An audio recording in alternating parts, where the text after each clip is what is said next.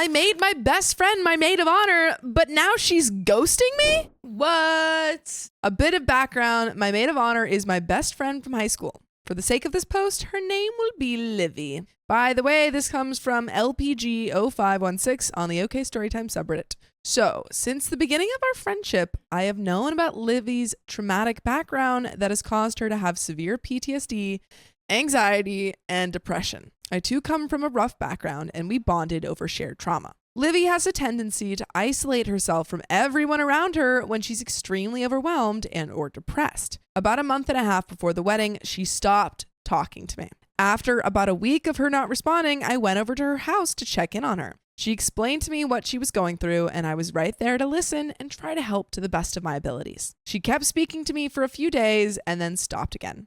I gave her some space, but I needed her to be at a meeting with my wedding manager to go over some fine details for the wedding. She showed up and started speaking again for a few days. Then she stops again. I give her some more space because I don't want to overwhelm her even more than she already is. 2 weeks go by and my family hosts a bridal shower for me. She swore that she'd be there. 30 minutes after it starts, I don't hear from her. I call her and text her, but there's nothing. After I'd called her a second time, her boyfriend shows up at the door with a gift. He explains that Livy isn't doing too well today and she's been having extremely bad panic attacks all morning. I let it be and give her the day. The next day, we had a meeting set for all the bridesmaids to get together at my home and go over details such as hair, makeup, shoes, times, etc. for the big day. I had texted her all morning trying to see how she was doing and if she would be there tonight. I called her several times through the day with no luck. My fiance also is a good friend of hers and also checked on her with no luck. Finally, about 30 minutes before the meeting was supposed to start, my fiance calls her boyfriend and tells him that he is on his way to come get her for the meeting. The boyfriend explains that they are actually at a B-Day party for someone in his family. By the way, the meeting was set up a month prior as to make sure it was set in everyone's schedules. My fiance at this point was getting extremely angry and I was having a meltdown because another one of my bridesmaids also wasn't responding to me. The other bridesmaid lost her phone and forgot about the meeting. Livy went for another week without speaking to me. Exactly 2 weeks before the wedding, I sent her this text. Hey girl, I understand that you're struggling, but with the wedding 2 weeks away, I really need communication when you need help. I feel like I'm losing you and I don't want that. I love you and I will always be here for you. I need to know that I can count on you too. Crickets for the next few days. Yesterday, I tried to call her several times with no answer, so I went to her home to check in on her. We waited for about 10 minutes outside. We could hear them inside and we called both her and her boyfriend to see if they were okay. Finally, I left. I spoke to my wedding manager, who is also my uncle, to get his opinion on it, as well as my mother. Both of them said that I only get one wedding day. I need to focus on my happiness right now. They both advised me to send her a text saying that if I don't hear from her or her boyfriend by a certain day, I need to move forward. I ended up sending this message to her. Hey, I know that you're struggling right now, and if it helps, we can take the responsibility from the wedding off of you, and you can be a guest. You're my best friend, and I'd love to have you at my wedding, even if it means that you're just a guest. Please let me know by Friday at 7 p.m. if you'd still like to be in the bridal party. If I don't hear from you by then, I will have to move forward, and I will see you as a guest at the wedding. Which I think is kind of the only path forward. It's like, yeah, maid of honor is kind of a big role. Right, and it makes sense that, like, on top of her panic attacks, like, an added factor would be the fact that she, like, has to be there. I'm sure that would worsen them a little bit. I think so. I think also, like, I mean, I understand that she probably was like, I'm going to push through it. But it's like, if you're in that space, I think it's best to just say, hey, like, as early as possible. Like, hey, I don't think I can do this right now. Yeah, but I'm kind of scared that she's not even going to respond to that and just not going to show up at the wedding at all. Which would suck. I really don't want to lose her as a friend, but I really need someone who I can rely on because the wedding is in 9 days. Am I the a-hole for threatening to kick my maid of honor and her partner out of the wedding party? Is there something I could have done better? And there are some relevant comments and an update. I don't think you're the a-hole. I think that, you know, obviously her communication skills aren't great, but I don't think that she's the a-hole. I think she's going through a lot right now. Yeah. Obviously, I still think it's pretty unfair to not get that answer, in which case I don't think you're the a-hole for saying, hey, like, we gotta find a new, like, I don't think you're threatening to kick her out of the wedding. I think you're saying, hey, I'm gonna, like, it seems like you can't provide me, you know, the time and energy that I need for the wedding. So I think just come if you are able to. Yeah. I feel like we've seen a lot of stories where they're definitely just like, if you can't be there for me, then don't even come at all. Or like, then you won't even be the maid of honor. Yeah. But she's being very nice about it. And she's like, hey, like I understand if you can't be the maid of honor, just let me know or not. So basically the answer is no. You're not the a-hole. Agreed. Relevant comments. Commenter 1 says, I feel like parking outside of her house for 10 minutes trying to get her to talk to you is probably wildly triggering her PTSD. Did you ever ask her what you could do to make the maid of honor role fit? Or did you just keep doing the same things and asked her to talk more? OP says, I have tried to make it clear to her from the start that I do not want to overwhelm her with this responsibility that she's accepted. When I visited her the first time, I asked if she needed any change to her role as maid of honor, such as if she needed a break from wedding planning for a minute, or if she needed any of the other bridesmaids or myself to help her with anything. She told me that she could handle it, and also told me that she would let me know if she needed help. I don't feel like that commenter was very fair. It seems like OP from the start has been like, hey, like checking in a lot. But I mean, the point of it is to kind of help the bride out. So there is that expectation that you're going to help her out. Did Maid of Honor do anything to help with any of her duties? OP says she helped me make a few decorations for the wedding, and I was told that she bought everything for the bachelorette party, but it was supposed to be this weekend. She kept changing the plans for it and hasn't said anything for 2 weeks about it. At this point, I've messaged the other bridesmaids and informed them of what's going on. Is it possible that Maid of Honor's boyfriend could be controlling her? OP says, I'm not sure. They both have extremely complicated backgrounds and bad trauma. His is honestly worse than hers in some ways. I think they may be struggling to put two traumatized people in one home, but I honestly don't think they are too healthy for each other. And OP on being accused of prioritizing her wedding over Maid of Honor's mental health. OP says, at this point, it's not just about my wedding, but also my mental health as well. Currently, I have a million things going on with my health and everything else. It's not good for me to be crazy stressed because it causes physical issues that can be dangerous. I need someone that I can rely on to help relieve some of this stress for myself.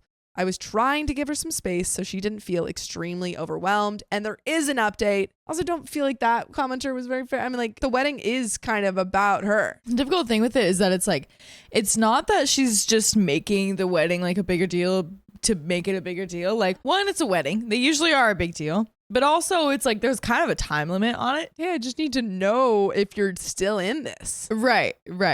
So I feel like, yeah, I don't think it's fair at all. Yeah, I think that if you can't do it, or at any point you're like, I don't know, like not even responding, hopefully you can just say like, I can't be in this. I also understand that maybe she's like in a space where she's like, I can't talk to anyone right now. But it is a little interesting, though, I will say, that like she planned the bridal shower a month ahead and then she didn't go to that because of supposed, I don't know, mental health issues. But she did go to a different party of like the boyfriend's. Yeah, she went to the boyfriend's like family member's birthday party or something like that. That's a little interesting to me, which could play in like if the boyfriend is possibly manipulative or something, that could be an outcome of that. So, but there is an update. Let's see if we get any more information. A month and a half later. Hello everyone. It's been a month since my and my husband's wedding. Everything is going beautifully and we cannot be happier. Okay. The wedding was beautiful with only a few hiccups along the way.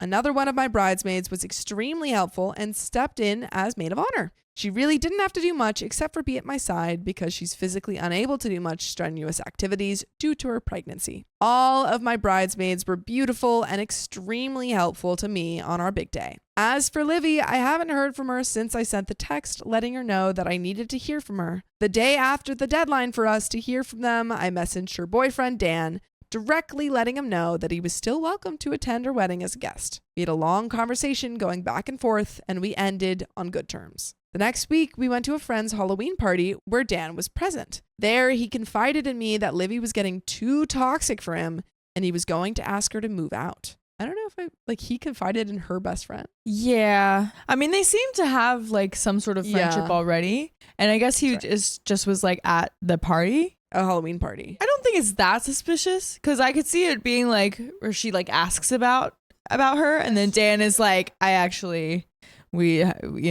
moved out. It's just more just like if I would tell like a partner's friend that I was kicking them out, you know? Like, I don't know if I would do that. From what I have heard, it didn't end well. He was hoping they could stay together, but live separately in hopes of mending the relationship. When she moved out, she had taken his laptop with her. And the last time they spoke, he asked for it back, and she pretty much spat in his face. Whoa. Livy has cut off all contact with what used to be mutual friends, which has put strain on them. Dan did end up going to the reception, and it was nice to see him there. My husband and I speak to him every so often to try and keep touch so he doesn't feel alone in this point in his life. For those who are wondering, Dan and I spoke about what I could have done to make Livy act in such a way. He told me that she vented to him a lot and told him about how she was fed up with my husband and I, but because he's also a friend, he chose not to listen to much else she had to say about us. That's so messed up. I hate that. Like, they're just trying to like get her involved in the wedding, and she's like, it seems like maybe like half of it was mental health and half of was she's just being kind of like didn't like them. Yeah, because it is hard, because it's like you could only make so many excuses for mental health. You know what I mean? Like, at a certain point, it's like you kind of do have to be responsible for your actions. Yeah, you know especially if you're going to agree to be a maid of honor multiple times when OP checks in. The reason he wasn't speaking to us was to try and save his relationship with Livy. By the way, you can save your relationship with us by joining us live every weekday at 3 p.m. PST on YouTube, Facebook, TikTok, and Twitch. Just tap our profile. Just tap it. Give it a little tap. And there is a little bit more, but yeah, dang, that's rough. Yeah. Realizing that Livy is not the friend that you thought she was, especially when she was about to be your maid of honor and she's talking behind your back. Right. That's a loss right there. Yeah. And such like poor timing. But there is a little bit left to finish this story off. I have removed Livy as a friend on all social media platforms, but I still have her number saved just in case she ever wants to talk it over. Again, we share trauma experiences, and I never want anyone with those experiences to feel alone when they have their times when they're struggling. Thank you all for your advice from my last post. I hope you all have a wonderful holiday season. And commenter 1 says, you were extraordinarily gracious under pressure and did everything possible to give her every opportunity to be part of your day, and all she had to do was maintain some basic decorum, but she couldn't do it. You absolutely made the best choice by separating her from her responsibilities and position in the wedding party. So happy to hear you had a wonderful day and hope you have many, many more years of this. Commenter 2 says, I hope he gets his computer back, but seems so yuck to get it now that she must have done something to damage it. Congratulations on your wedding. Remember to call your maid of honor often to ask about her baby and appreciate her more. OP says, always, we talk at least once a week. She's such a sweetheart and she will make a fabulous mother. I am so excited for her and her journeys ahead. And that is the end of that story. Wow. Honestly, sometimes people are just truthfully experiencing a mental health crisis. And then sometimes they're just showing you that you cannot rely on them. And it seems like this was kind of heading in that direction. It also can be complicated sometimes too, where it's like, yes, sometimes people are like going through something mentally, and sometimes like you could do your best to be there for them, but at a certain point, if you need to take some time away while they're like protecting yourself, then that's okay too. But that is the end of that story.